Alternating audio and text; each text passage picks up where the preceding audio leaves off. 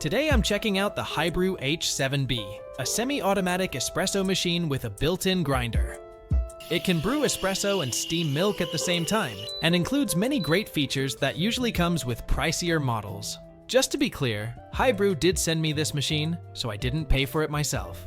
In this video, I'll walk you through everything so you can decide if it's a good fit for you. And if you find this helpful, please hit like and subscribe. Thanks. First, let's talk about the unboxing. The packaging is well designed and really easy to open. There's a box holding all the accessories, and the machine itself has two handles so you can lift it right out. After that, you just open up the sides, remove the foam, and the machine is free. Compared to other espresso machines I've tested, this unboxing is way simpler. Like many HiBREW machines I've reviewed, this H7B comes with lots of accessories. Starting with the two smaller boxes, the first thing I get is the bean hopper. It has clear grind markings and feels sturdy. In this box, you'll find a nice milk pitcher. That's the same one I got with the H10 Plus. There's a bunch of stuff inside the main accessory box. First, here's a 58mm portafilter with a 3-tab design and a wooden handle, similar to the H10A and Plus models. There's a bellows attachment too, which fits onto the hopper to help push out leftover grounds when you're single dosing. This is something many Breville users buy separately, but here it's included. Moving on, you also get a tamping mat, which I didn't expect. The mat is quite handy for prepping your puck without making a mess. The biggest surprise for me is the digital scale. It easily saves a beginner some extra cash if you don't already have one. It isn't super fancy, but it is accurate, does everything you need. It also has a timer. You also get a single shot basket, a 3-hole steam tip, and a pressurized basket if you prefer that. There's a magnetic dosing funnel too, which keeps the grounds from flying everywhere. I think every grinder setup should have that. I also had to buy one for my Breville's portafilter. Finally, there's a solid tamper with a wooden handle and a neat spiral pattern on the bottom, just like with the H10 Plus. All these extras would cost quite a bit if you had to buy them separately, so having them included is a really nice bonus. One thing I've noticed about HiBREW is that they always include handy accessories, and I have to say that earns them some points in my book. The HiBREW H7B has a pretty straightforward look, similar to most all-in-one espresso machines with built-in grinders. Even though the main body is mostly a hard plastic shell, it still feels solid and has a decent amount of weight to it. Up front, there's a color touchscreen that's responsive and gives the machine a more premium feel. In the middle, you'll see a pressure gauge that shows a color range instead of exact numbers. The yellow area is the ideal pressure zone, but I do wish it had actual values, so I wouldn't have to guess. The steam control uses a lever design like what I've seen on the H10 Plus, but this one feels sturdier and just looks nicer. On the left side, there's the grinder's outlet and a portafilter holder, and on the right is the metal group head. One of my favorite features is the hot water outlet. It pours water quickly but gently, which means no splashing all over the place, making it super easy to prepare an Americano. The only downside is that I wish there was a bit more clearance so I could fit my mug underneath. The drip tray is large and has a float to let you know when it's getting full. Inside, there's a box that helps reduce steam. If the box is empty, the machine releases pressure after steaming, and you'll see steam coming out through the drip tray area. That's not great if it ends up going into the bean hopper, but once you add some water to the box, it no longer produces steam, and that's actually pretty clever. At the bottom, there's a little storage spot for cleaning tools and extra baskets. The water tank holds 2.8 liters, so you won't be refilling it constantly. The bean hopper is thick and sturdy, with clear grind markers. It also has an anti-popcorning design to keep beans from jumping around. If you like single dosing, you can use the included bellows to push out any leftover grounds. If you prefer keeping beans in the hopper, just leave the bellows off. The built-in grinder uses a 48mm stainless steel conical burr. If you remove the hopper, the machine goes into protect mode so it won't run, but it's always good to unplug it before reaching the burr. To access the burrs, lift the handle and rotate it to unlock, and pull out the inner burr. So you can easily clean the burrs. Once it's out, you'll see a simple setup inside, with a few blocks that help push the grounds toward the chute. There's also an anti-static feature inside, which makes regular maintenance easier. The grinder has 30 steps, labeled from 0 to 30. If you're new to this, start around 5 and adjust from there. You've got a few clicks of wiggle room to dial in your shot. As for the retention, I weighed and ground 18 grams of beans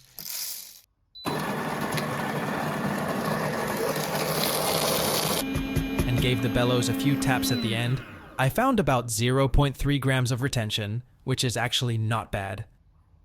This grinder can definitely pull decent espresso shots. It gives you enough steps to fine-tune without being overwhelming.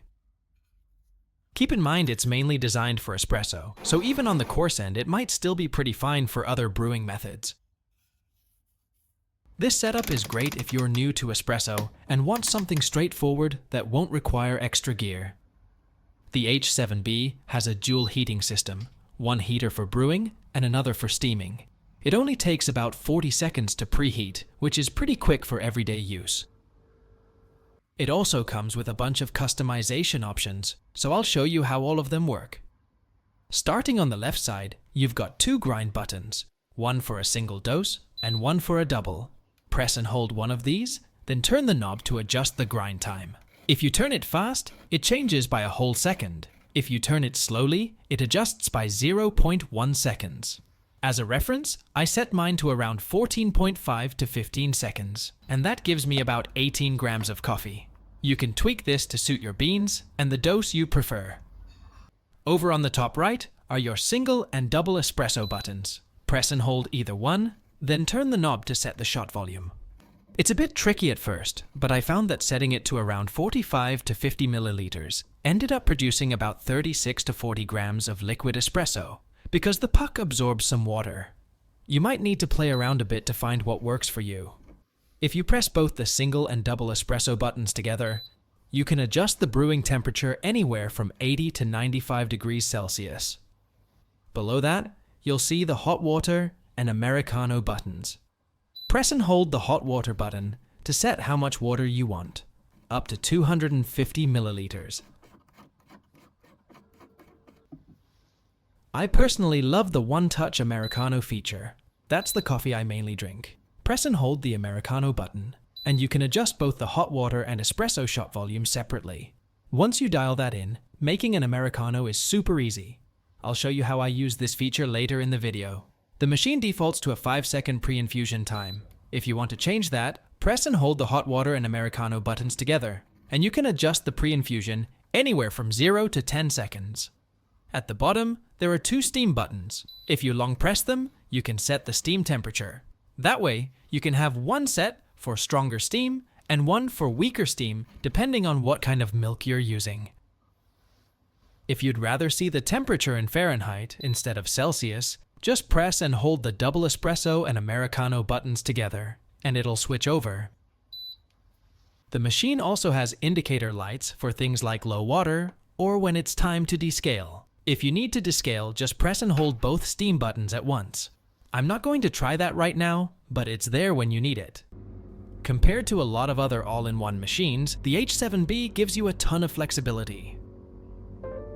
Now I'll make a few drinks to show you how it actually performs and what the workflow is like.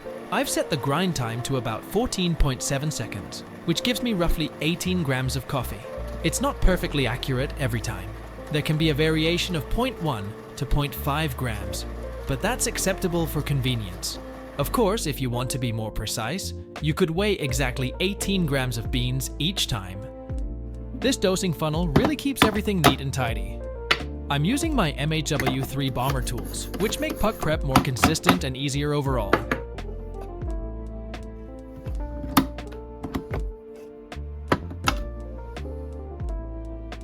Now lock in the portafilter and press the double shot button. The machine does the rest. It has a 5-second pre-infusion.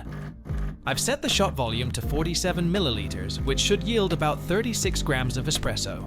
While it's brewing, the LCD shows me the shot time, which I find really helpful.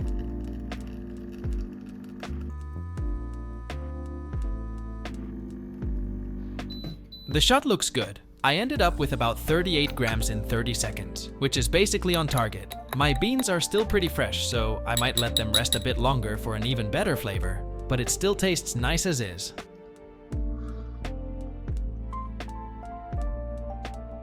Next, let's make an Americano. I've set the water volume to 180 milliliters and the espresso to 46 milliliters. The process is similar to making an espresso. First grind the beans and then do a nice puck prep. Lock in the portafilter and place a mug under both spouts. Touch the Americano button, it instantly dispenses hot water.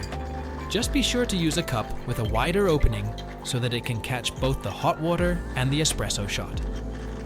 After it reaches the preset volume, it pulls the espresso right over it. The whole process is very smooth, almost like using a fully automatic machine. If your settings are dialed in, you can have an Americano in under 2 minutes with just a few touches. Now for a latte. One of the biggest advantages is that it can brew espresso and steam milk at the same time, so there's no waiting between steps. The display shows both the brewing and steaming times. The steam is pretty strong, and I'm using the 1-hole tip right now, and it took about 50 seconds to steam around 220 milliliters of cold milk. That's not bad, and if I tried the 3-hole tip, it might be even faster.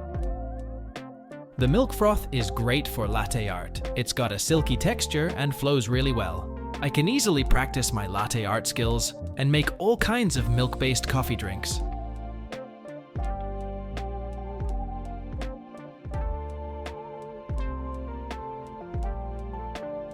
Overall, this machine is pretty powerful. It costs around $600. I think it offers great value for the price. It includes a bunch of practical accessories you'd normally have to buy separately, which is a huge plus. The one-touch Americano feature is my personal favorite, and having the ability to brew espresso and steam milk at the same time at this price point is honestly surprising.